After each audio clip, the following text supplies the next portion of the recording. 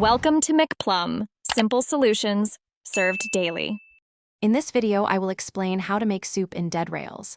Specifically, we're talking about Primordial Soup, a unique potion in the game. First, you'll need to gather 2 key liquids, unicorn blood and milk. These are your primary ingredients for this powerful concoction. The process involves careful mixing on the ground, so pay close attention to the steps to ensure you create the potion successfully. This soup isn't for eating, but for reanimating the fallen. To get started, obtaining unicorn blood is crucial. You can acquire it by defeating a unicorn, which is a rare spawn, or by striking any liquid puddle with lightning. For milk, search houses in urban town areas, or if you're playing as the Milkman class, it's easier to obtain. Remember, all liquids are collected using empty glass bottles. Be aware that these liquids evaporate quickly once exposed to the air, so speed is essential during collection and mixing.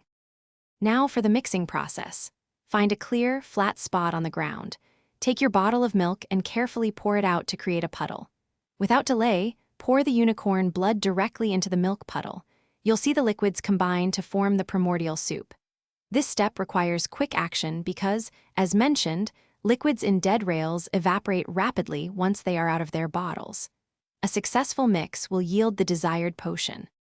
After successfully mixing, quickly use an empty glass bottle to scoop up the newly formed primordial soup before it evaporates.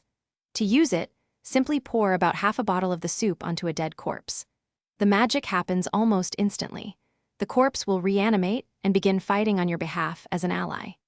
This powerful potion is incredibly useful for turning the tide in combat, allowing you to gain temporary allies from fallen foes. Thanks for watching, stay juicy, and subscribe.